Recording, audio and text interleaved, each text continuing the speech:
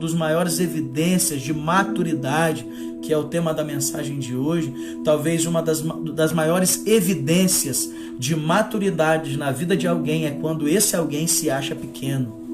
Aleluia. É quando essa pessoa diz: eu não sou forte o suficiente, eu não sei o suficiente. Nós pregamos semana passada aqui sobre sermos ensináveis. Lembra da frase de Sócrates? Ele diz assim: eu sei que nada sei. E o fato de eu saber que eu nada sei, isso me coloca à frente de pessoas que pensam que sabem alguma coisa. Então é nesse lugar de humildade, de dependência, de serviço, que Deus quer nos colocar. Ele quer pegar a gente hoje, tirar a gente desse lugar alto em que a gente insiste em estar e nos colocar em lugares baixos, tirar a gente desse monte onde a gente quer estar, né, de maneira precoce, viver coisas sobrenaturais com Deus precocemente, sem nem ao menos nos colocar à disposição do Senhor para descer no vale, para aprender com Ele, descer na casa do oleiro para sermos moldados pelo Senhor, né? Sermos vasos de barro com um tesouro dentro. Aleluia! Não adianta ser vaso se o tesouro não estiver dentro. Eu estou fazendo um resumo das mensagens todas, né? De alguns dias para cá. Aleluia, irmãos! Você lembra qual é o tesouro que está dentro do vaso? Se você esteve comigo aí domingo à noite, qual era o tesouro? O tesouro que está dentro desse vaso é o conhecimento da glória que está na face de Cristo. É a presença do Espírito Santo em nós. Aleluia! Tem muito vaso aí de desonra se fazendo de vaso de honra. Mas na verdade, vaso de honra é aquele que carrega dentro de si um tesouro. Aquele que diz assim: eu não sou nada, eu sou só vaso. Eu sou só um vaso de barro. Mas eu creio que dentro de mim existe um tesouro precioso que é a presença do Senhor. Aleluia, aleluia. Efésios capítulo 4, maturidade, a partir do verso 10. Pega a sua Bíblia aí em nome de Jesus e fica com a sua Bíblia na mão, que hoje nós vamos passear um pouquinho nela. Amém? Nós vamos ler do verso 10 até o verso 15, diz assim: e ele mesmo, aliás, aquele que desceu é também o mesmo que subiu acima de todos os céus para encher todas as coisas.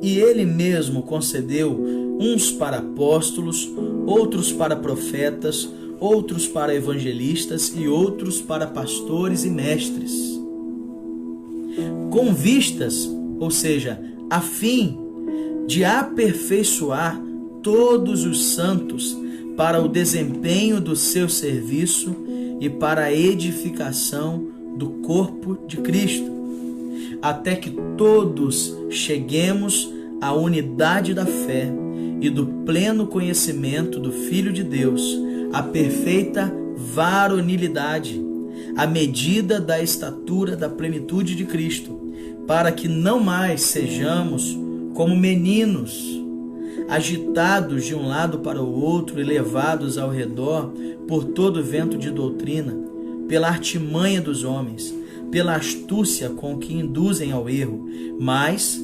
seguindo a verdade em amor, aleluia, cresçamos naquele que é o cabeça, Cristo. Mas seguindo a verdade em amor, cresçamos naquele que é o cabeça, Cristo. Nós estamos diante de uma geração inconstante, e essa inconstância revela a imaturidade.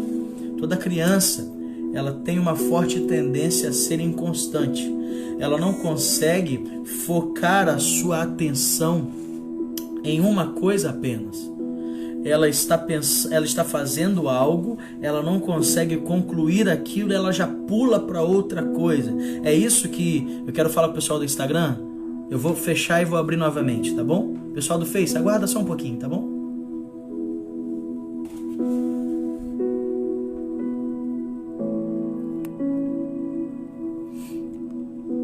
Um minutinho, gente. Vamos lá. Voltamos. essa inconstância, ela revela a imaturidade. Nós estamos vivendo um tempo onde nós estamos diante de uma geração completamente inconstante. Os planejamentos nunca saem como esperado, os projetos nunca saem como esperado. Por quê? Porque não há uma sequência de afazeres, não há mais foco. Hoje as pessoas são completamente inconstantes. Um dia elas estão a 1000 por hora e elas querem a todo custo fazer acontecer, mas basta esse dia anoitecer e amanhecer outro dia, para que amanhã aquela euforia de ontem já não está mais em nosso coração e nós perdemos o foco, nós nos distraímos. Deus tem falado muito no meu coração há algum tempo, e a segunda igreja sabe disso. Eu tenho falado muito sobre um cuidado com as distrações. Nós estamos numa geração inconstante porque nós estamos diante de uma geração que se distrai facilmente. Uma geração que se distrai com as inúmeras propostas e as inúmeras tentativas que o inimigo tem de ceifar as nossas vidas, de ceifar a nossa vida espiritual, de ceifar a nossa espiritualidade, de ceifar as nossas famílias, de tirar a gente do foco. Nós estamos falando sobre família nesse mês e perceba que no decorrer dos anos, talvez um dos maiores ambientes onde Satanás tem investido é na família, porque quando se mexe na família, toda a minha vida está desestruturada. Eu falo isso com muita propriedade, porque eu sendo pastor, muitas vezes a gente sobe para pregar, a gente se coloca naquela posição que Deus nos colocou para pregar o Evangelho, e muitas vezes, pasmem irmãos, o nosso coração ali é o coração que mais está precisando daquela palavra. Talvez eu hoje esteja precisando mais dessa palavra aqui que Deus me deu do que você. O que eu quero dizer é que nenhum de nós está livre dessas investidas do inimigo. Ele o tempo todo ele quer tirar o nosso foco, ele quer colocar inúmeras distrações ao nosso redor. Por isso que ele está ao nosso derredor, bramando como um leão, lançando as suas filosofias de vida enganosas, lançando as suas palavras de persuasão, usando meios, artifícios, levantando pessoas para o tempo todo querer tirar a gente do foco, não fazer a gente distrair. Perceba se não é isso que ele faz com Jesus. Enquanto ele tenta Jesus, ele começa a levantar várias propostas. Por quê? Porque o coração de Jesus estava no Pai. O coração do Filho estava em obedecer o Pai, em viver o propósito que o Pai tinha colocado no coração dele enquanto ele estivesse aqui na terra. O foco de Jesus era uma missão. Que missão era essa? Salvar todo aquele que crê, trazer redenção, redimir, nos salvar da condenação do inimigo. Esse era o foco de Cristo. E o que Satanás faz quando ele tenta Jesus? Ele tenta de todas as formas distrair, fazer Jesus se esquecer daquilo que ele veio fazer aqui. E da mesma maneira Satanás age comigo e com você.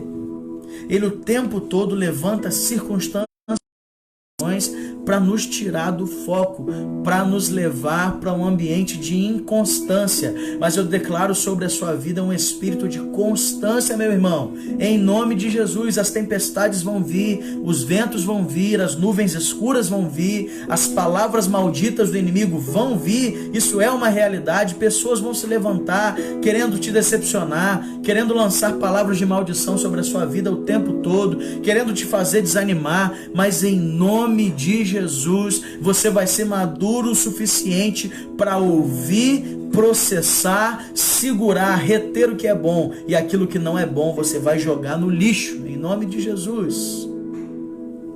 Aleluia! É isso que a gente precisa fazer, irmãos. Reter o que é bom. Quando a palavra diz, olha, retenha o que é bom, imagina você comendo um peruá saboroso, sabe? Daqueles grandões, bonitos. E você come, está quentinho, empanado, e você pega aquele peruá. O que significa reter o que é bom? É você comer a carne, o que é espinha, irmão. Aquilo que vai te machucar por dentro, aquilo que vai te destruir por dentro, aquilo que vai trazer distrações sobre a sua vida, joga no lixo em nome de Jesus. Por que muitas pessoas hoje estão caídas emocionalmente, não veem sentido na sua própria vida? Porque ainda não tem maturidade o suficiente para processar as informações que recebe e acaba colocando para dentro tanto coisas boas quanto as coisas ruins. E aí que mora o perigo. Aí que mora o perigo. Eu me lembro que aos 12 anos de idade, o meu rim deu um problema. Quem conhece a minha história sabe que a minha adolescência todinha eu vivi um processo chamado hemodiálise. E como que descobriu que o meu rim não estava bom? Ora, foi feito um exame de urina. E ali constatou que na minha urina estava saindo tanto as coisas ruins quanto as coisas boas. Eu estava jogando fora sangue pela urina, eu estava jogando fora proteínas pela urina, ou seja, o meu organismo, o meu corpo não estava trabalhando de maneira correta e por isso eu adoeci. As nossas emoções funcionam da mesma maneira, irmãos. O nosso coração funciona da mesma maneira. Se nós não temos maturidade o suficiente, se nós não somos crescidos o suficiente para saber processar e saber dividir aquilo que é bom e aquilo que não é, sabe? Quando você está fazendo aquele feijão gostoso, o que você faz? Antes de você levar para a panela, antes de você servir para sua família, você vai primeiro colocar aquele feijão sobre a mesa e você vai escolher aquilo que não presta, vai para o lixo. Aquilo que presta vai para dentro. Aleluia! É esse nível de maturidade que nós precisamos mergulhar. Estamos numa geração assim, é uma geração inconstante, é uma geração rebelde, é uma geração que busca de várias formas, e na maioria de forma errada, satisfações para suas emoções. Não é que elas não querem, né? Às vezes a gente de maneira muito errada desiste das pessoas porque a gente pensa que elas não querem. Não é que elas não querem ser felizes, não é que elas não querem viver da maneira correta. Elas querem, a única coisa é que elas não sabem aonde encontrar. Aí que Deus levanta a gente. Porque quem nós somos? Nós somos aquele bom samaritano na beira do caminho, que a gente vai não só mostrar o caminho, mas nós vamos limpar as feridas, nós vamos cuidar, nós vamos alimentar e nós vamos levar para uma hospedaria, nós vamos investir naquela vida pagando, né, a sua diária naquela hospedaria, né, entre aspas, investimento na vida pessoal, investimento na vida dos outros. E fazendo isso, o que a gente vai estar mostrando, querido? Nós vamos estar mostrando o caminho. Você quer ser feliz? Você quer ser contente? Você quer viver uma vida de contentamento, de satisfação plena no seu coração? Olha, esse é o caminho. E Jesus diz: eu sou o caminho. E a palavra de ordem para a gente nesta noite é: não sejais como meninos inconstantes. Hoje está bom, amanhã está mal. Hoje está propósito, amanhã está escorregando, sabe? Hoje está na presença, amanhã não está mais. O que é isso, irmãos? O que é isso? Cadê aquela geração que combate o bom combate? Cadê aquela geração que é fiel, que permanece fiel até o fim para receber a coroa da vida? Cadê aquela geração que não se embaraça com as coisas dessa vida? Que não fixa os seus olhos naquilo que se vê, porque tem maturidade para entender que aquilo que se vê é temporal, dura só por um instante, mas aquilo que não se vê é eterno. Cadê aquela geração que é madura o suficiente para processar as informações que recebe, a ponto de dizer: Satanás, você pode lançar palavras, fundamentos do seu jeito, mas já existe um fundamento que está posto sobre a minha vida. E não adianta vir lobo mau querendo soprar essa casa, porque essa casa aqui não vai cair em nome de Jesus, porque existe um firme fundamento. Ela está estabelecida não sobre a areia, mas sobre a rocha eterna que é Jesus. Aleluia! E sabe, irmãos, Deus sempre esteve interessado no nosso crescimento espiritual.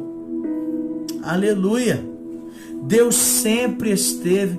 Amém, meu amigo. Eu não sei qual é o seu nome, o seu Facebook está aqui, Piu Piu. Ele diz: pastor, eu também passei por esse processo de hemodiálise durante quase 7 anos. Vai fazer 10 meses que fui. Ô, meu irmão, subiu. Contemplado com o novo. Aleluia, meu irmão, aleluia, aleluia. Eu tenho 19 anos de transplante. Eu faço esse ano, em 2020, para a glória de Deus. Eu tenho 19 anos de transplante.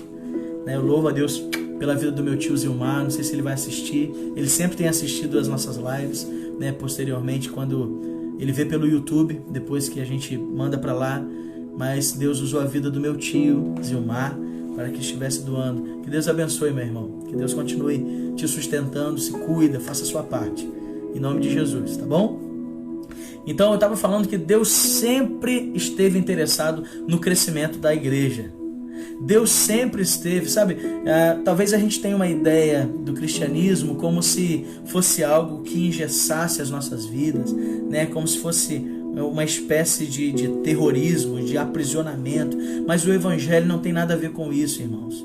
Todo o evangelho que é pregado, que coloca correntes nas mãos, esse não é o evangelho de Jesus.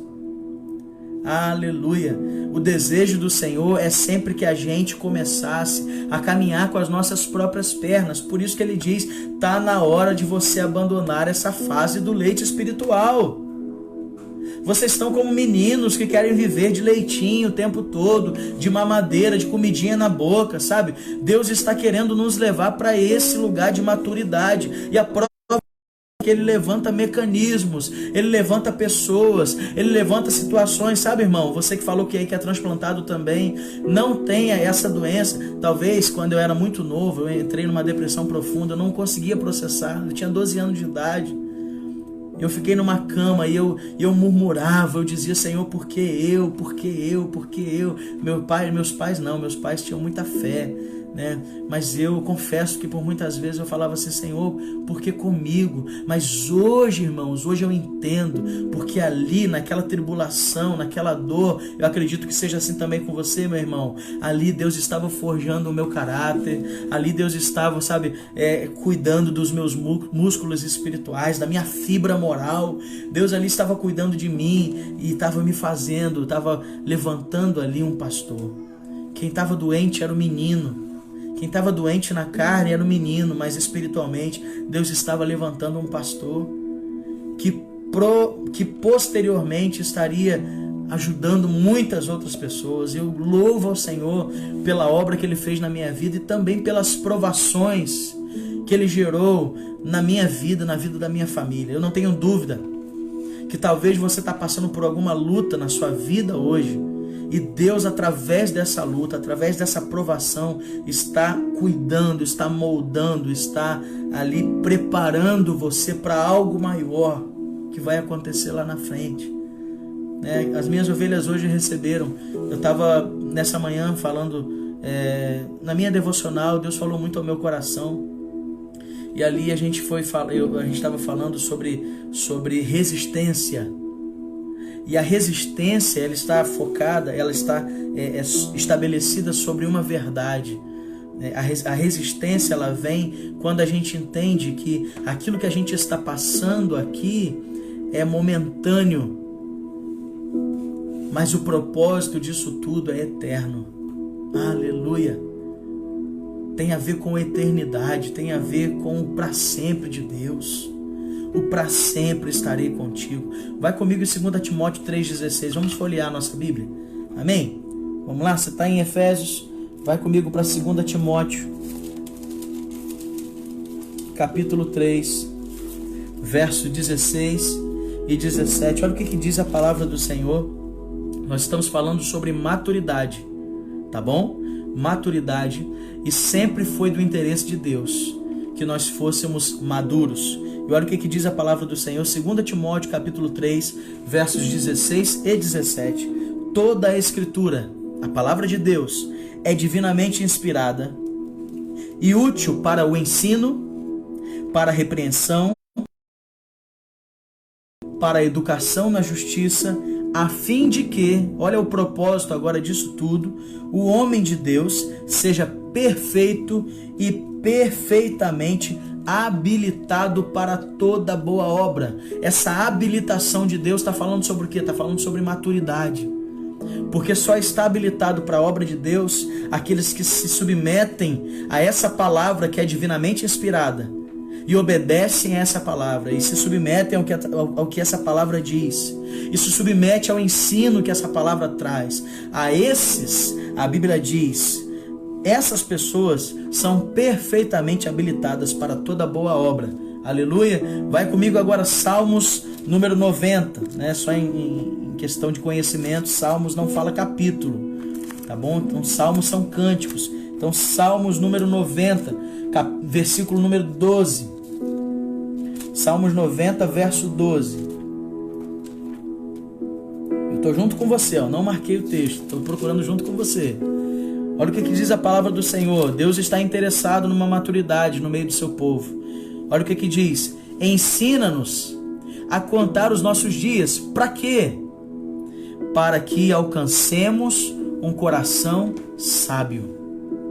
Ensina-nos a contar os nossos dias para que alcancemos um coração sábio. Sabedoria fala sobre maturidade. Aleluia. Agora vai comigo para Tiago, capítulo 1. Isso que é bom, né, irmãos? É bom quando a Bíblia fala. Quando o homem fala muito é porque não é Deus que está fazendo. Agora, quando é a Bíblia que diz, aí sim a transformação genuína vem. E eu não quero te convencer de nada porque eu não tenho capacidade nenhuma para isso. Só o Espírito Santo pode fazer isso na sua vida e por meio da sua palavra. Tiago, capítulo 1, a partir do verso 2, diz assim, até o verso 5. Meus irmãos, tende por motivo de toda alegria o passardes por várias provações. Recebe aí, irmão. Sabendo que a provação da vossa fé, uma vez confirmada, produz perseverança. Olha como é que Deus vai moldando o nosso coração diante da provação. Ora, a perseverança deve ter ação completa, para que sejais perfeitos e íntegros, em nada deficientes. Se, porém, algum de vós necessita de sabedoria, peça a Deus, que a todos dá. Olha o que Deus faz, irmãos. Que a todos dá liberalmente, e nada lhes impropera, e ser-lhe-á concedida. Verso 6 para terminar. Peça, porém, com fé, em nada duvidando, pois o que duvida é semelhante à onda do mar, impelida e agitada pelo vento. É interesse de Deus, irmãos. Vamos encher esses comentários aí. Hashtag maturidade. Coloca aí em nome de Jesus. Vamos encher esse lugar aí. A gente tem que sair com essa hashtag hoje no nosso coração. Eu preciso ser maduro. Maturidade sobre a minha vida. É interesse do Senhor que a gente tenha maturidade o suficiente para processar o nosso cotidiano, as circunstâncias que nós estamos vivendo, para que a gente tenha discernimento, sabedoria, para que os nossos olhos espirituais estejam sempre abertos, para que a gente entenda quando é de Deus, quando não é de Deus, quando algo que a gente está fazendo está atingindo, está agradando o coração de Deus e quando não está. E é esse tipo de maturidade que o Senhor quer que nós vivamos. A Bíblia diz que Ele levanta pastores, mestres, apóstolos, profetas, evangelistas. Para quê, pastor? Para que o corpo de Cristo seja... Senhor, aleluia. Para que o corpo de Cristo seja edificado, para que o corpo de Cristo seja desenvolvido, nutrido, alimentado. Então, quando a gente fala desse texto, irmãos, quando o Senhor fala que Ele levanta pastores, levanta mestres, levanta profetas, levanta evangelistas, olha o que o Espírito Santo está falando conosco nesta noite. Muitas pessoas, para dizer que Deus levanta e coloca essas pessoas acima do corpo, acima da igreja, acima das demais pessoas. Mas, meus irmãos, essa ideia é uma ideia do inferno, porque o que Deus está passando para nós nesse texto não tem nada a ver com isso. Quando a Bíblia fala que Deus levanta esses títulos, o foco não está no título, o foco está na edificação da igreja, o foco está no serviço à igreja, o foco está em usar pessoas para que os pés da igreja sejam lavados por essas pessoas. Sejam lavados por essas pessoas. Então, esses títulos, irmãos, não nos levantam, não nos sobrepõem, não nos coloca acima dos outros, mas nos coloca abaixo. Aleluia! Creia nisso no nome de Jesus. O foco de Efésios 4, guarda isso no seu coração, não está no levantar de títulos, mas no crescimento da igreja através do serviço. Aleluia, aleluia, meu irmão, aleluia. Embaixada Igreja Batista da Promessa, menos de nós, aleluia, João 3,30. Importa que ele cresça, irmãos. Importa que ele cresça. Pastor, como é que o Senhor pode crescer na minha vida? Abra o seu coração, se esvazie de você mesmo e deixa ele agir através da sua vida. Sabe quando que Deus cresce na sua vida? É quando você joga fora as suas honras ao mérito, as suas medalhas, as suas coroas, aqueles títulos que você, sabe, regou no seu coração. É quando você joga isso fora e você pega um balde com água, pega uma toalha, se abaixa e começa a lavar os pés uns dos outros. Quando você se humilha, o nome do Senhor é exaltado. Aleluia! Porque o objetivo desse levantamento de servos, de evangelistas, de pastores, de mestres, o objetivo ali, para quê, pastor? Primeiro, o texto vai dizer, para aperfeiçoamento dos santos. Segundo, para que a igreja viva um fôlego de serviço. Para que a igreja aprenda a servir. Por isso que o líder tem que ser exemplo, irmãos. Não adianta mandar servir se ele não é aquele que está na linha de frente servindo. Aleluia. Então Deus levanta esses mestres, esses pastores, esses líderes para aperfeiçoamento dos santos, para que a igreja respire serviço e, por último, para que o corpo de Cristo seja edificado. Ou seja, que igreja é essa que é aperfeiçoada? Que tipo de aperfeiçoamento dos santos é esse? É uma igreja, irmãos, que não esconde as suas imperfeições. Aleluia. Sabe quem é? Que igreja aperfeiçoada? É aquela que não esconde as suas imperfeições. Não é aquela que se enche de si e diz que é melhor do que tudo, melhor do que todos. Não. Uma igreja que está se aperfeiçoando é uma igreja que não encobre, mas que evidencia as suas imperfeições. Eu sou pecador, eu sou falho e eu estou aqui só por causa da misericórdia de Deus. Não há obra, não há ação social, não há jejum, não há propósito, não há uma música boa, não há um templo bonito, não há nada que eu possa erguer, ainda que eu erga uma torre, ainda que eu fique dias num monte orando, ainda que eu me lance no vale clamando, ainda que eu rasgue a minha roupa, ainda que eu vista panos de saco, nada disso vai mudar. Eu não consigo nada por mim mesmo. É tudo por causa da graça, é tudo por causa da misericórdia do Senhor. Uma igreja que está caminhando para a perfeição, está caminhando dia após dia, dizendo, batendo no peito e dizendo: eu sou pecador, eu sou imperfeito, mas eu sirvo a um Deus que não apenas é perfeito, mas que é a própria perfeição. Aleluia! Aleluia, glória a Deus.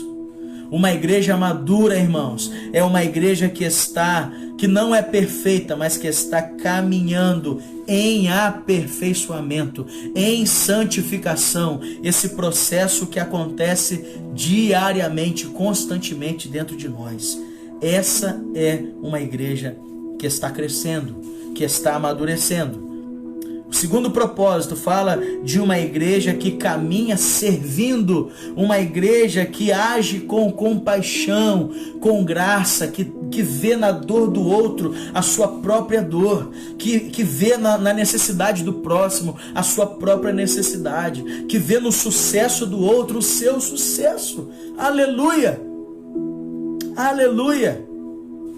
Uma igreja madura que está caminhando para a maturidade é uma igreja que age com compaixão, com graça, que alcança vidas, que se deixa ser usada pelo Senhor para tocar as pessoas, para estender as suas mãos aos necessitados, para cuidar uns dos outros. Oh, irmãos, a religião pura, santa e verdadeira é acudir os pobres, as viúvas, os órfãos, é estender as mãos, não para julgar, não para condenar como os fariseus faziam, mas para estender as mãos para ajudar, para levantar, para estender, para colocar de pé. Aleluia! É uma igreja que age com compaixão e graça. Independente do histórico das pessoas, irmãos, se Jesus Cristo não desistiu de você, quem você pensa que é para desistir das pessoas? Cadê a compaixão de Jesus? Lembra de Jesus quando estava ali perto, junto à família de Lázaro? Lázaro estava morto e Jesus vendo a família chorando. A Bíblia fala que Jesus, se compadecendo deles, começa a chorar também. O que Jesus estava ensinando para a gente ali, irmãos? Uma igreja madura é uma igreja que se compadece. É uma igreja que se coloca no lugar. É uma igreja que olha um mendigo na rua e se vê naquele mendigo. Aleluia. Aleluia. Aleluia. É uma igreja que vê uma família passando fome e se vê passando fome. Não é aquela família, sou eu quem estou passando fome. Por isso que Jesus fala, olha, eu tive sede e vocês não me deram de beber. Eu tive fome e vocês não me deram de comer. Sabe onde Jesus está, irmãos? Jesus está agora lá naquela família que está passando necessidade e você prefere fingir que não está vendo.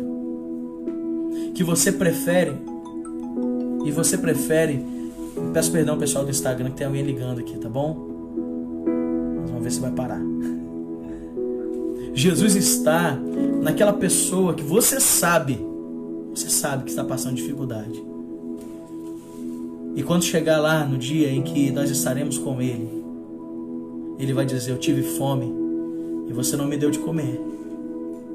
Eu tive sede e você não me deu de beber. Sabe, por muitas vezes você esteve em má situação e você dobrou o seu joelho me pedindo e eu te abençoei. Mas e quando eu precisei? Sabe? Uma igreja que age com compaixão e graça. Uma igreja que participa daquilo que Deus está fazendo. Essa é a mensagem. Essa é o lema, o slogan que a nossa Junta de Missões Mundiais está vivendo, irmãos. Eles estão dizendo, não fique de fora daquilo que Deus está fazendo nas nossas nações. Não, eu quero dizer para você que é de Campos, olha, não fique de fora daquilo que Deus está fazendo em Campos. Você que é do Presidente Kennedy, não fique de fora daquilo que Deus está fazendo em Presidente Kennedy. Não fique de fora daquilo que Deus está fazendo em São Francisco de Itabapuana, porque algo é verdade, irmãos. Não é porque você não quer fazer que Ele vai deixar de fazer. Deus não depende de nós para fazer nada. Quem depende dele somos nós. E se Ele te deu um privilégio de ser chamado de igreja, de ser chamado de noiva do Cordeiro, de ser chamado corpo de Cristo, em nome de Jesus, se coloque nessa condição. Uma igreja madura é uma igreja que age com compaixão e com graça. E eu não estou falando isso porque nós estamos em pandemia, irmãos. Eu não estou falando isso porque nós estamos nesse momento fazendo campanha de doações. É claro que tudo isso está dentro. Tudo isso está dentro do pacote. Mas isso sempre aconteceu. E se até o dia de hoje você fingir que não via, em nome de Jesus, vê se cresce. Ah, Jesus. Porque essa foi a mensagem que Deus trouxe no meu coração. Vê se cresce, Lucas. É tempo de maturidade. Para de meninice, achando que servir ao Senhor é fazer culto no domingo à noite na igreja. Para de meninice, achando que se a sua família está bem, se a sua despensa está abastecida, é porque você é uma pessoa abençoada. Não, isso é meninice.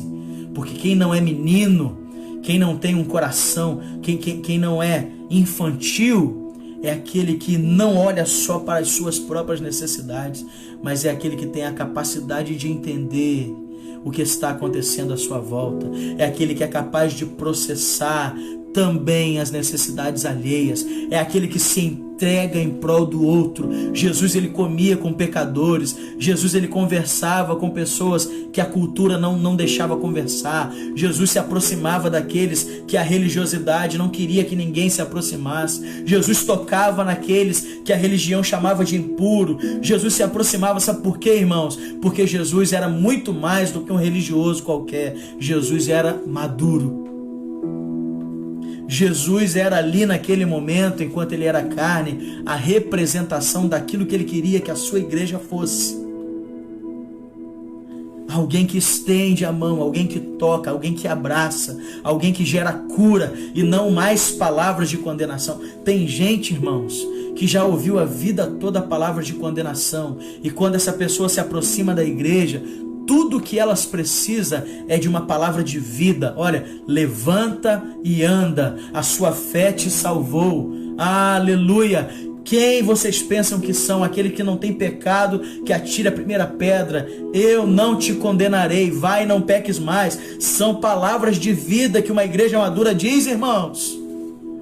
Tome posse dessa palavra nesta noite em nome de Jesus.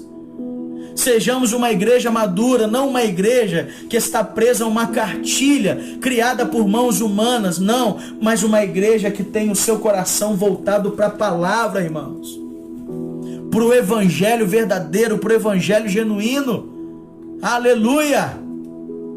Uma igreja que está se aperfeiçoando no aperfeiçoamento dos santos, na obra, no serviço, na compaixão e graça. E por último, eu quero abordar o que o texto diz.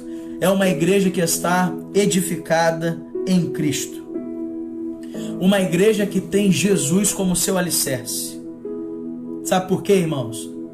Porque é na crise, nas ondas, é na onda tempestuosa, é nesse tsunami que a onda vem e evidencia os nossos alicerces. Eu não sei se você já teve oportunidade de ver alguma construção que foi construída na beira-mar e a onda vir rebentar sobre esta casa, e você vai ver que essa casa, aos poucos, o alicerce dessa casa vai sendo evidenciado. E são justamente nas crises que os nossos alicerces ficam à mostra. E são justamente nas crises que a gente vai ver, irmãos, se o alicerce desta igreja, que nós dizemos que somos, se esse alicerce é de areia ou é feito de rocha. Porque na crise não tem jeito, os alicerces aparecem. Na crise, sabe?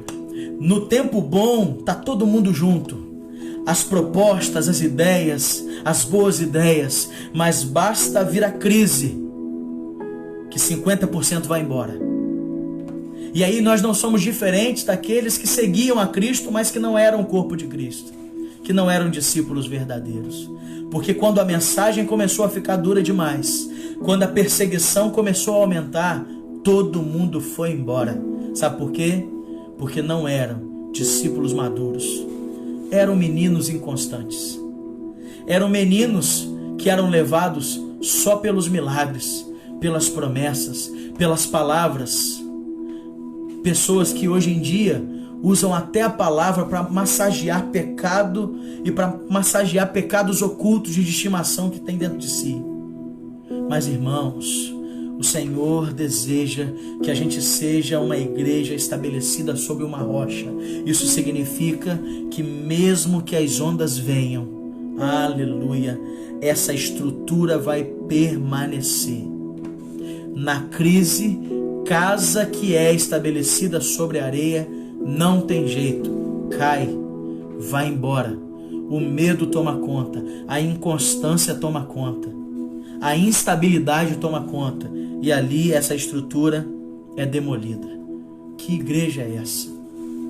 Que igreja é essa que é uma igreja aperfeiçoada, que é uma igreja que serve e que é uma igreja edificada em Cristo? Sabe que igreja é essa? Essa é uma igreja madura. Essa é a igreja que o Senhor deseja que a gente seja. Não adianta orarmos por uma igreja assim, assim, assado, se não tivermos atitudes maduras. E eu te desafio nesta noite, irmãos, comece a ser a igreja que você ora. Sabe essa igreja que você pede, você diz assim: Senhor, que essa igreja seja assim, assim, assado, que a igreja onde eu congrego seja dessa maneira. Comece a ser. Porque a partir do momento em que você começar a ser esta igreja, aí sim, essa igreja vai começar a ser aquilo que você está orando. Porque essa igreja começa em você. Essa igreja começa em nós. Ou seja, o nosso nível de crescimento, o nosso nível de maturidade está totalmente ligado à maneira em que estamos nos nutrindo, irmãos. Como que nós fomos nutridos a ponto de chegarmos à fase adulta? Eu sou um menino ainda. Mas tudo depende da maneira em que nós fomos nutridos, ou seja, da maneira em que nós nos alimentamos. Quanto melhor, eu sei que tem nutricionistas assistindo aí essa live, ou que vão assistir posteriormente, mas a maneira como você se alimenta vai dizer a maneira como você vai se desenvolver. Se vai ter saúde nesse corpo ou se não vai. Se você vai ter células bem desenvolvidas ou não. Se as suas taxas vão estar regulares ou não. Tudo depende da maneira que você se alimenta, irmãos. E vou dizer uma coisa. Existem coisas, eu disse isso na mensagem anterior, existem coisas no coração de Deus que jamais mudam.